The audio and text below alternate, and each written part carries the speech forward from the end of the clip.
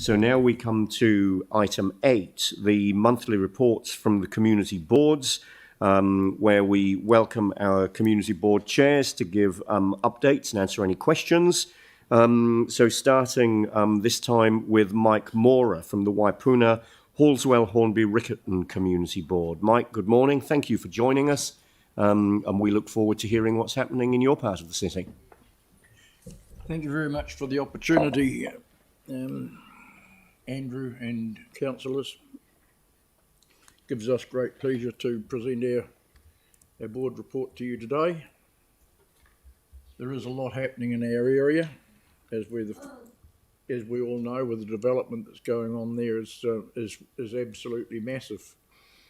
So we're very pleased with the cooperation that we're getting from the council on this, but there's still quite a lot of work to do to get the services up and running. But we've made those submissions through the annual plan process as well, which you're well aware of, so I won't dwell on that. Decisions made under delegations. We've had the discretionary response funds. They're all there for you to see in our report, so it gives us great pleasure to make funds available to those organisations that keep our community as a community. Without those organisations, we would lose a lot of that, so we're very pleased with that. And the revitalisation of the Sockburn assets, so that's something that we'd really have got a very, very close eye on. There's work to be done with the Sockburn Park, and we're also wanting to really see the development of the old Sockburn Service Centre site get underway. We're still a bit unsure about what's going to be there, so we'd like an update on that to our community board as soon as we can. So, and that development of improvement of recreational spaces in Halswell as well, which is accessible play equipment and, you know, all those sort of things. But chain supply issues have been a bit of an issue as well, not only for everybody in Aotearoa and New Zealand, may I add. Harrington Park safety meeting, that was something that we've organised and had good feedback on, so we're just in the process of implementing some of the outcomes of that. Branston Park opening, it was great to go down and spend some time with the people in that area, and certainly brightened up that the basketball area there. And it's really great to see those assets in our community. I think every board that's got those basketball areas just see the constant use of those. So it's a really good thing once you've got them in place. The use will come, and it's, you know, it gives me great pleasure when I see those facilities being used.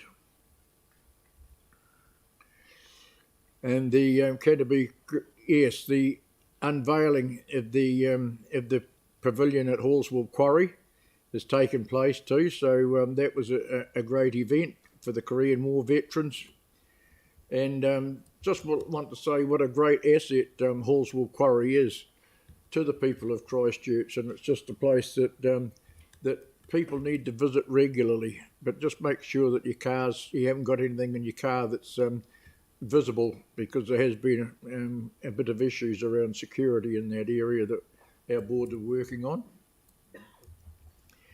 Kyle Park tunnel clean-up, that's the tunnel that we've got under the railway lines across Kyle Park to the Hornby hub, and that work's been done, so we appreciate that. And we've had some engagement about the Waikola Park skate park. We've got the youth hangout and stuff there now, in a new facility, or one that's being upgraded now. So we just want to, there was a lot more in that skate park when it was first built.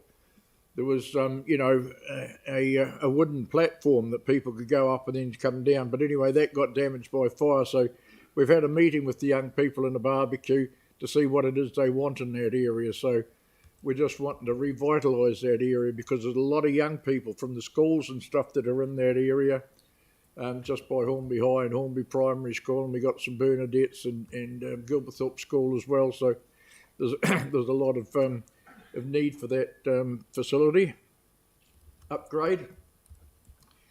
And yes, is there any questions? Really, that's where we're at. Excellent, thank you. Are there any questions? Jimmy, you've got a question.